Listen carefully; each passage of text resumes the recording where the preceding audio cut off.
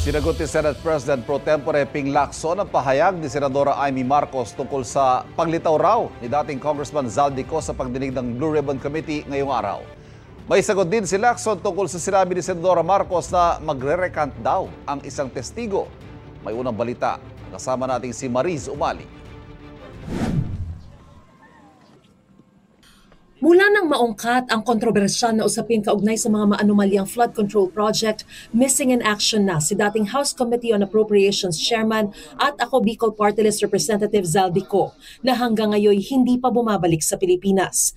Pero may nakuha raw na impormasyon si Senadora Amy Marcos na sa pagpapatuloy ng Senate Blue Ribbon Committee hearing, magpapakita na aniya si Ko. Na-convince siya na umapir ng Zoom.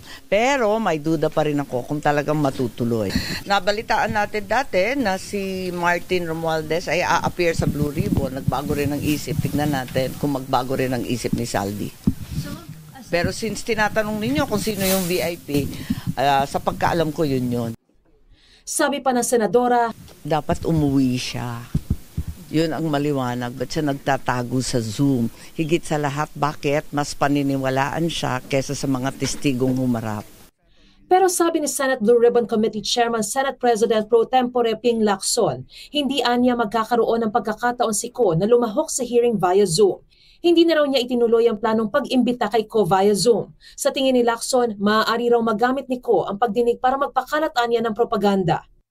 Ipinalam din daw ng abogado ni Ko sa Blue Ribbon Committee na ang dating mambabatas ay kasalukuyang pa nagpapagamot sa Estados Unidos. Kaya humiling itong ma-excuse sa pagdinig ngayong Biyernes.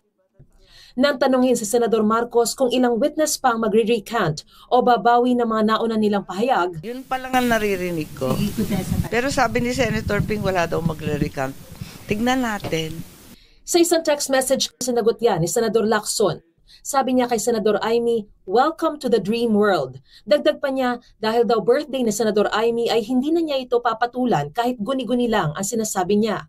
Sagot dito ni Senador Marcos, dati yan din ang sinabi niya tungkol sa mga hearing. Bakit na naging totoo? Diba yung last time, yung tungkol, tapos biglang nag-resign sa Blue Ribbon. Wala, hindi ko inaaway si Ping. Nasabi ko lang ang totoo. Sabi ni Lacson sa kanyang pahayag, higit daw sa mga prediksyon ni Senador Marcos tungkol sa pagdinig ng Blue Ribbon, mas pinahahalagahan daw niya ngayon ang paggaling ng kanyang boses para sa pagdinig bukas. Ito ang unang balita. Mariz Umali para sa GMA Integrated News. Kapuso, huwag magpapahuli sa latest news and updates. Mag-iuna ka sa balita at mag-subscribe sa YouTube channel ng GMA Integrated News.